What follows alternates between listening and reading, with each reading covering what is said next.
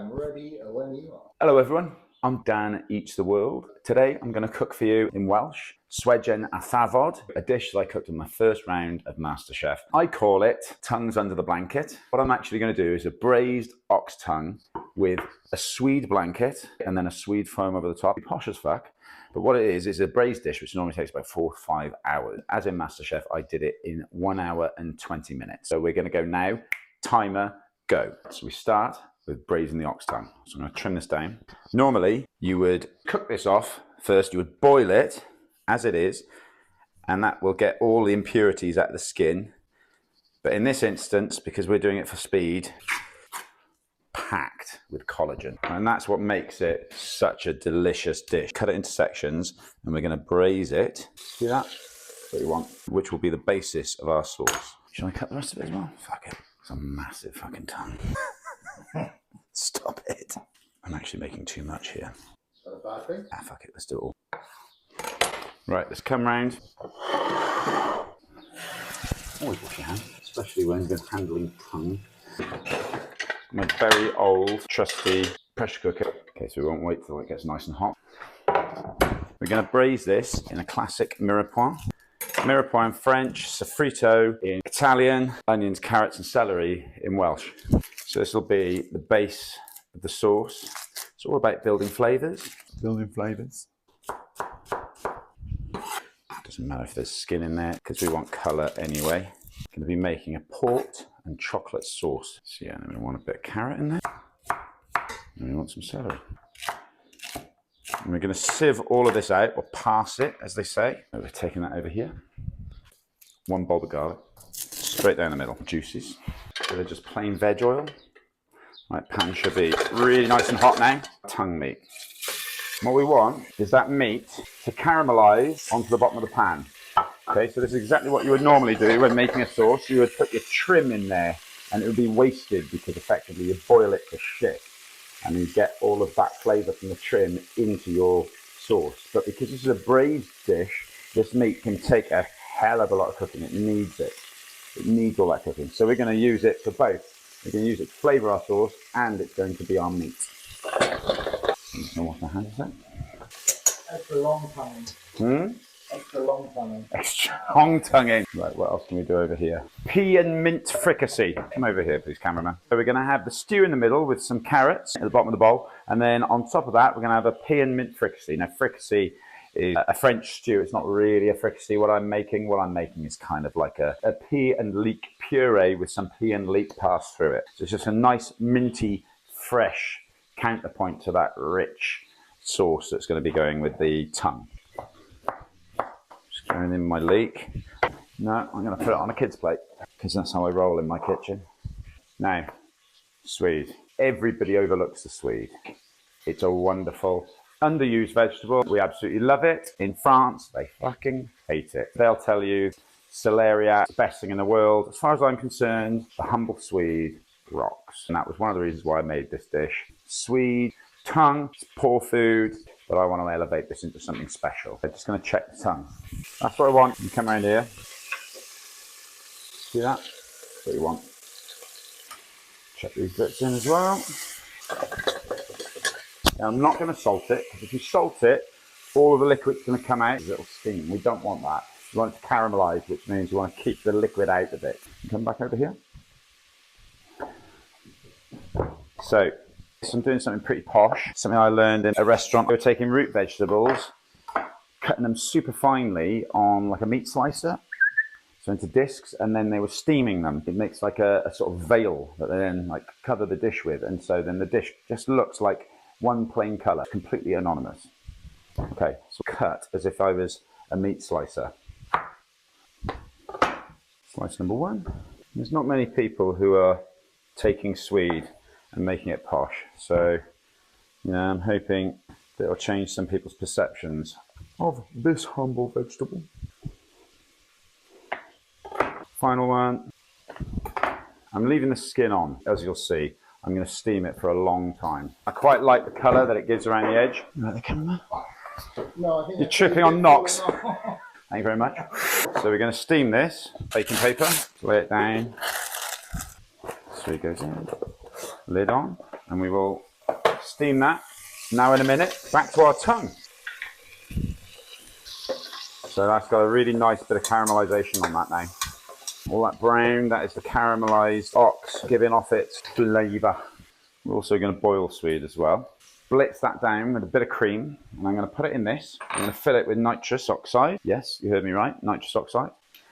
And so then that'll basically make this into a foam, which will then go over the top of the Swede blanket, so it'll just look like this sort of dome. A little fine grating of chocolate over the top. See how it looks. Right, next job, peeling the Swede. I need my peeler. Fuck it, I'll use my knife.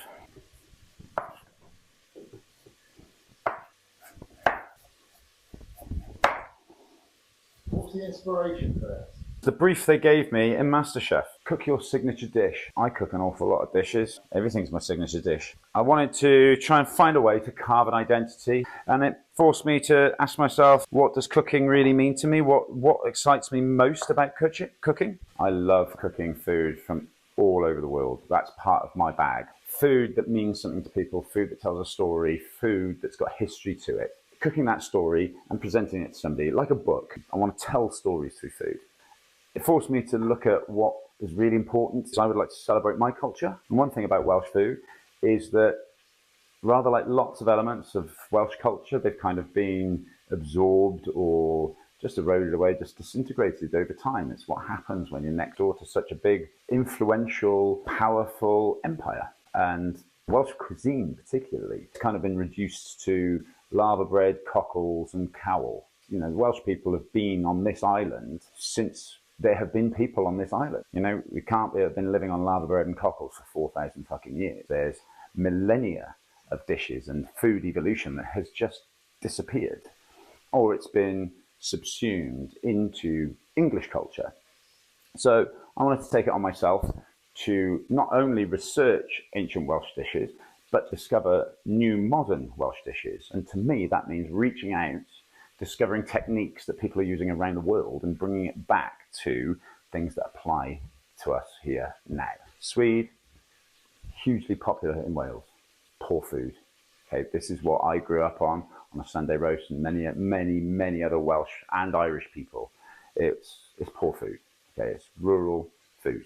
Okay, and I want to celebrate it. I want to celebrate offal. I want to celebrate those cheaper cuts, those things that people aren't celebrating. Let's go back and look at this tongue a second. And come and have a look at this now. So it's getting really dark, which is what we want. Okay, so that is the basis of the flavour of what will be our sauce. So now I'm going to go in with the onions first of all. Now I want it to change. I want it to start sweating. Okay. So that means I'm going to put in my salt. You like, cameraman, can you reach? So I want this to sweat now. So now I hit it with salt, okay? So this dish is going to take quite a bit of salt, okay? It's going to be reduced down a lot, mind, so we've got to be careful. It's going to be enough for 4 to 6 people.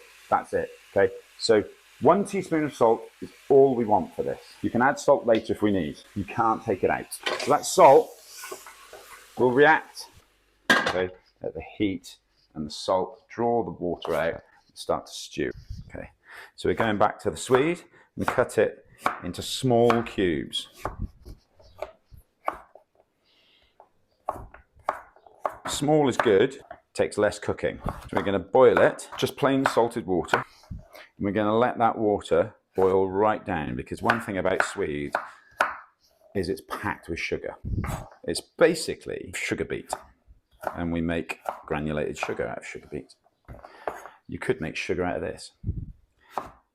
In France, this is what they feed their cattle. They don't even see it as fit for human consumption. I'm going to change that. Go and check on that tongue now. Okay, so these are sweating down now. And if you come and have a look here, you can see that the onions have taken all of that brown that was stuck to the bottom of the pan. And that's all of the fond, the caramelization that comes off the proteins from the meat. And that fond is basically oxo or cubes. That's how they make beef stock cubes. So now we're going to go in the carrots, the garlic, and the celery. Star anise, bay leaf, thyme, rosemary. Cameraman, can you smell that? Have a whiff on that. But the second those herbs hit the pan, bang. So now we've got some boiling water here. And this is what we're going to do our swede in. So you want to boil root vegetables in salted water.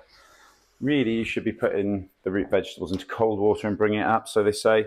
I mean, hey, it doesn't really matter that much, I don't think. Some people, I'm sure, comment about that.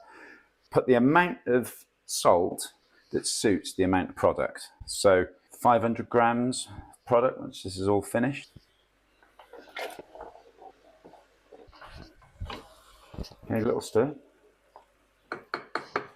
So I'm going to chuck a bay leaf in there, the swede, and I'm going to put 1 whole carrot. Okay, so the carrot will sweeten the water, which will sweeten the reduction, which then will go into the swede, but it will also, we'll take that carrot out, and we will use that when we make our stew. Swede blankets in the steamer. Hello, darling. Onto there. We'll let that cook away. Now we're going to get ready to pressure cook this now. Okay, so the first part of the cook is done. Normally, you would take these two, red wine, port. You would reduce your stock separately, and you would reduce your red wine and your port separately, and you'd make that into a syrup, and then reintroduce it back into your sauce. I'm not going to fucking do that, because I only had an hour and 20 minutes. Going straight in with both the wine and the port, and 500 ml of beef stock. I'm using OXO cubes. That's all I had. In the competition, I used like proper beef stock and buy from the shop. You can pay like £5 for 500 ml, or you can pay £1 for an entire box of OXO cubes. Of course, one is better than the other. But when you treat your ingredients well, you get more out of them. This might be a humble stock cube, but I can tell you now, it'll taste better than that. Caught me having a little cheeky cider. Yachida.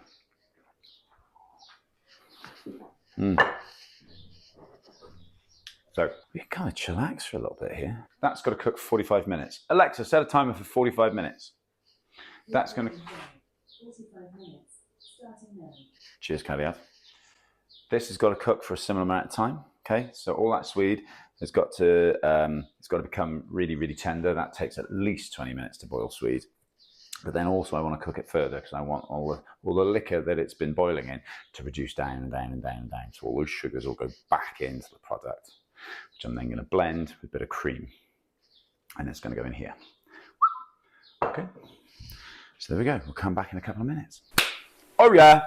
All right. Okay, so we're back in the room and we're going to check out we're going to check my tongue out, see if it's ready. Is my tongue ready?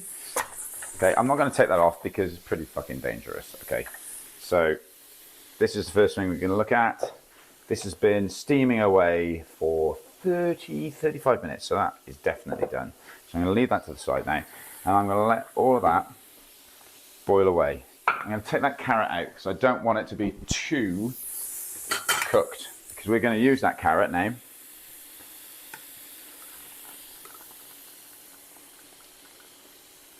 We're going to use that separately. We're going to put it with the tongue, kind of like a stew at the bottom of the bowl. All right. So that can boil right down there. We're going to get on with our leek fricassee. Sorry, pea and leek fricassee. We're going to cook these two vegetables. We're going to take half of it to the side. We're going to puree it, let it down with a bit of water, a bit of mint. Okay, normally I'd use fresh mint, but I don't have any. So you can use mint sauce. It's basically mint with a bit of vinegar, water and sugar. That's pretty much what mint sauce is normally. A bit of parsley. I don't have fresh parsley, so I'm going to use dried parsley. And why not? You know, just make sure that it hydrates in the fluid first before you consume it. All right, because if you're putting it in at the end, it's not going to taste nice.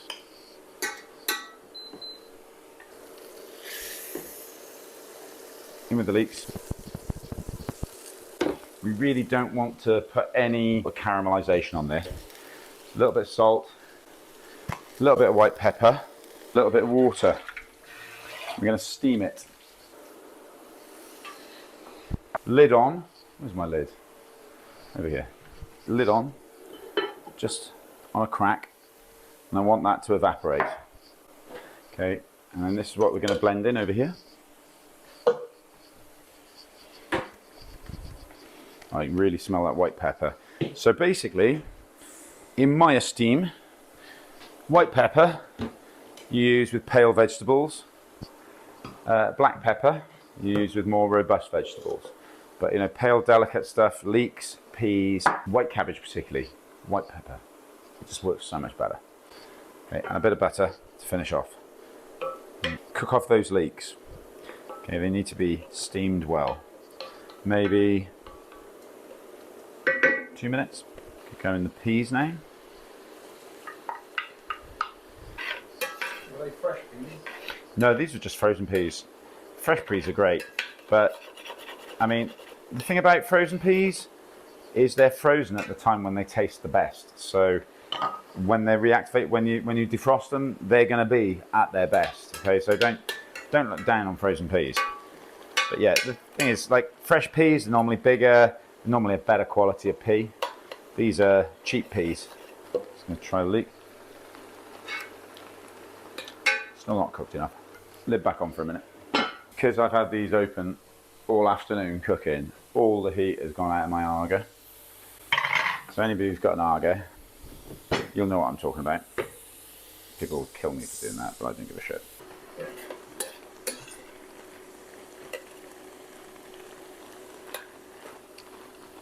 Leek's getting better. Okay, so I'm going to put half of this in here. I'm going to blend this down with a little bit of water. Okay, I'm doing water.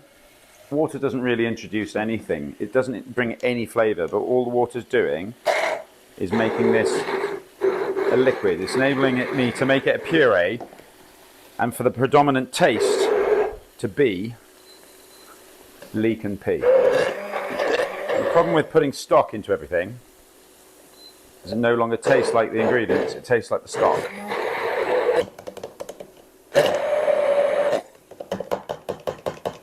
Right, and that's going back in.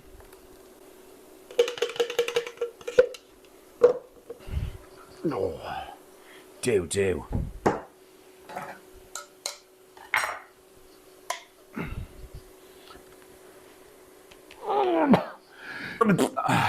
Done. Taste it first, because I've never tasted this brand. Oh my god, that's amazing mint sauce. Most mint sauce is shit. This one is the Bay Tree Zingy mint sauce. It's not only zingy, it's sweet and refreshing. And it's not too acidic, which some of them are. A little bit of parsley, a bit more butter. And that is our pea and leek fricassee. Done. What are you looking for, sort of consistency? So I want it to be a touch thicker than this. I'm going to reduce it down a bit and hope I don't cook out the peas too much. Need a bit of salt. So yeah, I want this to be puree with some leeks and some peas suspended in it. Get this nice and thick and ready to go. Always taste of food, guys. More mint. And another hint, if you're going to call something pea and leek, then it's got a taste of pea and leek. So that's done. It's nice and fresh, zingy, and that'll be a really nice counterpoint to the really rich sauce that's going to go with the tongue. Be better than me. Make it hit the pan. Quick wash out. I'm going straight back with the Swede. I want all of this liquid to reduce down. Come back over here. Tongue should be ready. Temperature on this says it's about 150. Even if I could open this now, I couldn't because it's under so much pressure. But if I could, it would fucking explode and kill me. My wife keeps telling me, why are there brown marks on the ceiling? We haven't been having any sex parties or anything. It's when I take this off, fully pressured, it launches all of the sauce straight up into the ceiling and forms this nice little brown spot. Have a look. Whoops. That smells amazing. Because I've got a horrible feeling that my little mic cover fell off and went into this earlier, so we might be eating bits of plastic. We'll pour all of that off. Do we have a little microphone pop cover? It might be disguising itself as a piece of onion. That is weird.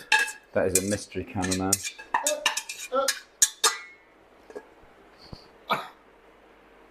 What? Where did that come from? Oh my god, that has just spun me out big time. It hasn't been cooked. Was it wrapped up in your tea towel? That is mental. Where was that? Maybe it was like locked up in there or something. Right, it's going over here. I hope we got that on camera. I'm going to put through a fine sieve now. Push it gently. I don't want it to like go to pulp. You can see all that. That's the most intense bit of the liquid. Okay. So, this will be our sauce. I want to taste it. It's not too salty as it is. Slightly under-seasoned. Brilliant. So I'll reduce that right down. So we'll start preparing this. So this is going to go in the bowl with the tongue. It's lovely. It's exactly what you want. It tastes very much of carrot. If you can hear that swede, it's starting to fizz and pop. I gotta confess, right? There's something about swede. You can comment on this, please. I wonder how many people out there had the same sort of upbringing as me. When I was a kid, we didn't have pumpkins at Halloween. We had bloody Swedes. My poor old dad, with his wrists hurting like fuck, is trying to hollow out a Swede with a spoon. He stood there with two little pathetic Swedes with faces carved out of them and a little candle inside. Comment on this if you had the same sort of memories. That smell of the Swede and that like toasted Swede, that to me is such a fundamental memory of Halloween, and it reminds me so much of my dad, who I lost like 8 years ago. If I really want to feel passionately about something, I'll inevitably find its way back to a memory of my dad. Okay, so I do want to toast this a little bit because I want to get that memory of Halloween in the 80s with a poor dad with a sore wrist. Oh, hello. And a false witch's nose, trying to satisfy his little boys. So I'm going to try and get that into this dish.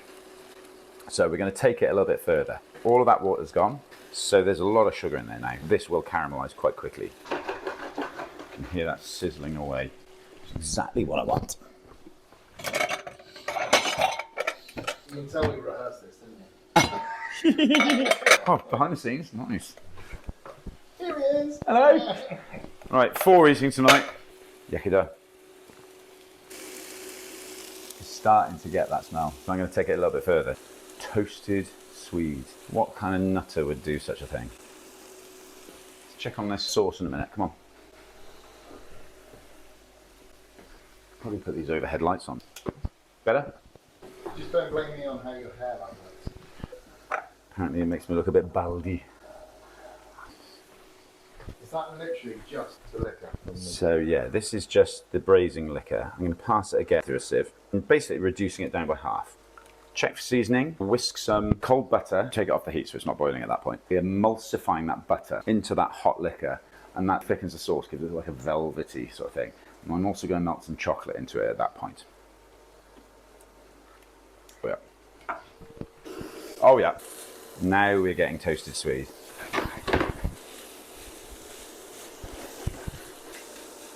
God, that reminds me of 1980s Halloween and my dad, Alan Williams. What a ledge. Okay.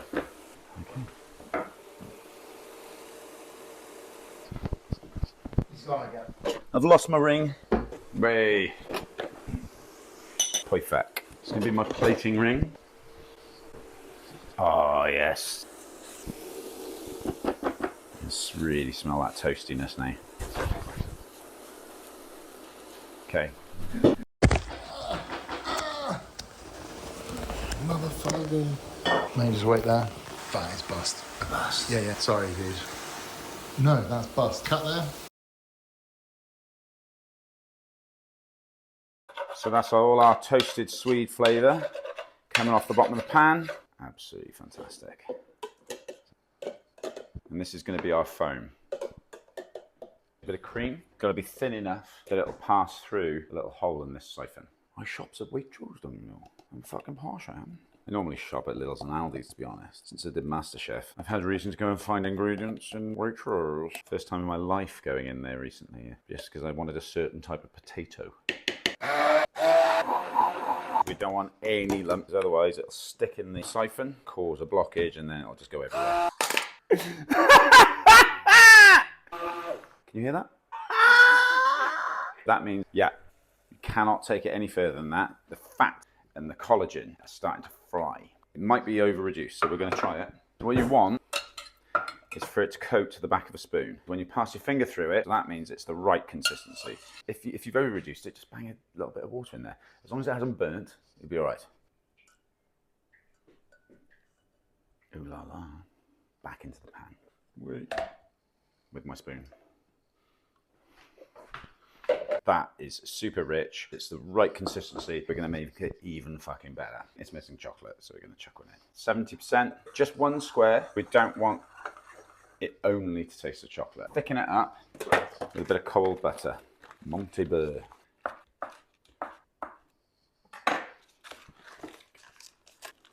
Why is it that every time you open up butter, cut some out so there's less butter in it, and then you wrap the fucking thing back up, and it doesn't go back together? What the fuck? There's less butter in it. I'm fucking confused. That butter's a wanker. I'm going to go in with the cold butter now. Okay. Take it off the heat. Oh, I just splashed a bit on my foot. Don't wear sandals in the kitchen. Ow! Or if you're going to wear socks. Yeah, socks and sandals, great look. I don't know how kids manage to wear socks and sliders. I feel like spewing up every time I see it. Okay, sauce is done. Let's check it for seasoning. So, in my opinion, you want people to taste and go, wow. Well seasoned means you've got to take it right to that limit. Taste it, and you ask yourself, can it take any more salt without being too salty? That's basically what you're asking. And I say yes. Wow. Not all of the dish is going to be this rich and this salty. The sweet carrots, zingy peas, gelatinous tongue, toasted swede over the top. Do you want to taste on that, Cameron? Oh my goodness me, now it's got the chocolate in it. I think it needs a tiny bit more chocolate. Pushing it to the limit. Would you say that's got chocolate in it? If you didn't know, probably not. You would go, there's something in that you can't quite pinpoint. Would you be expecting chocolate unless you'd written it on the menu? Possibly not. Well, I'm going to write it on the menu, so people will expect to taste the fucking thing. So it's a good point, well made, I would say. So we're going to go back to this.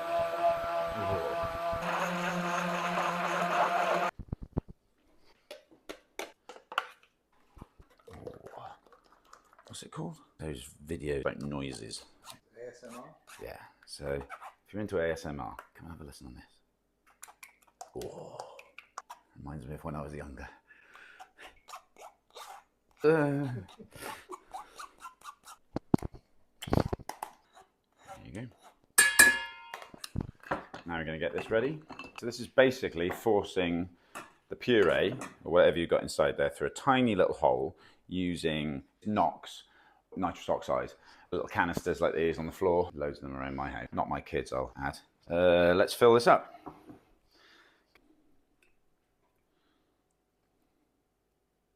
Got my double chin in there?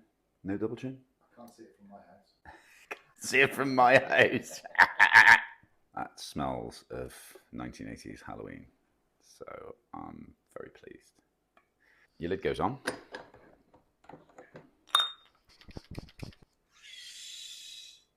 There you go. Right. Let's do these little bad boys. Okay, remember, always taste.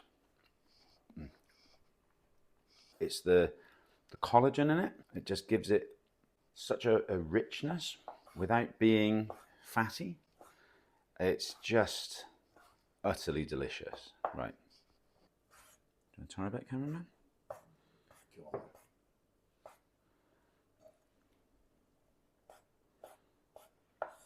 Tender? Tender.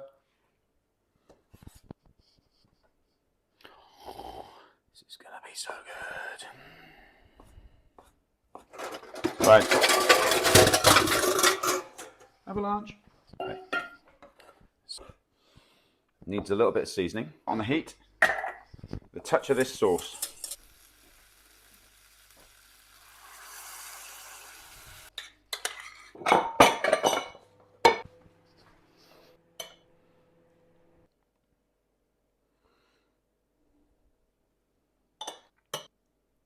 Carrot is bringing a sweet, clean taste. It should offer a little bit of a counterpoint. When everything's cooked together, everything tastes of everything else.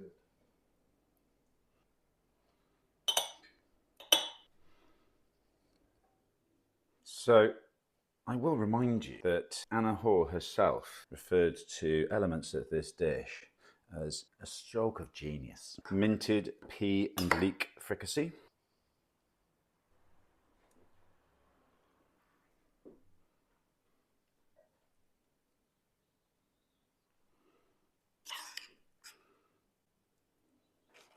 Now we've got our Swede blanket.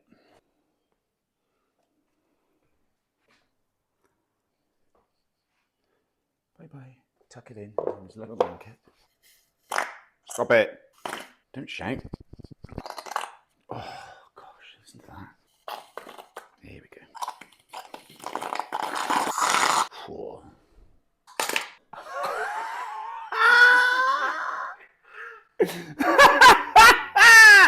Should have made it a bit more liquidy. Class. You wanted to taste the sweet, didn't you? Yeah. Now I can. Soak in the kitchen. Sorry, dude. That happens because it's a little bit too thick, basically. You little bastard. There we go. That's what we want.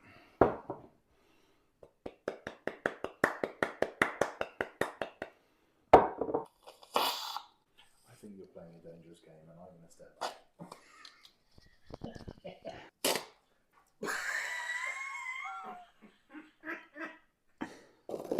Don't stop. That's what we want. Yeah. Stop it, you swine. My kitchen is going to taste of Swede for years. Call it avant-garde. Basically, if I was to do this in a restaurant, what it means is I just go to like squirt it in their face. Oh, hello. That's it. You know, that's the service you pay for.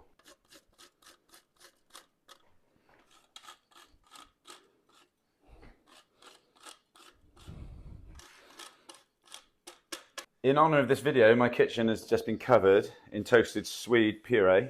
Thanks, Dad. Come on down. So, what we've got is ox tongue braised in pork with a chocolate sauce, with minted pea fricassee, carrots, under a Swede blanket, and a toasted Swede foam on top, or as I like to call it, tongue under the blanket. Let's give it a whirl.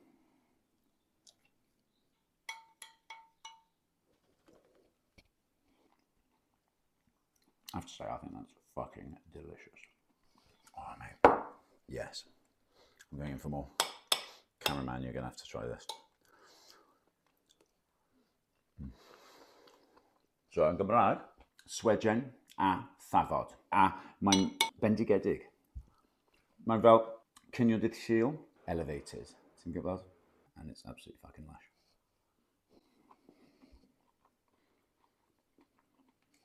Boom. Boom! Just remember, don't be bound. Go out and experiment. Enjoy. Cheers. Yakida. Cameraman, you've got to have a bash of that. I can't do it like that. It's all of it.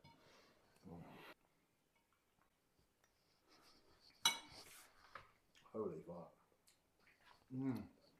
No, that's seriously good. That was worth getting covered in.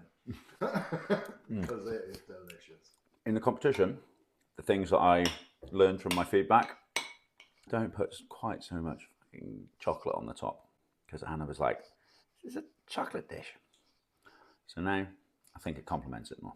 It's just know when you're going too far, know when you're not going enough. Play with it. All right.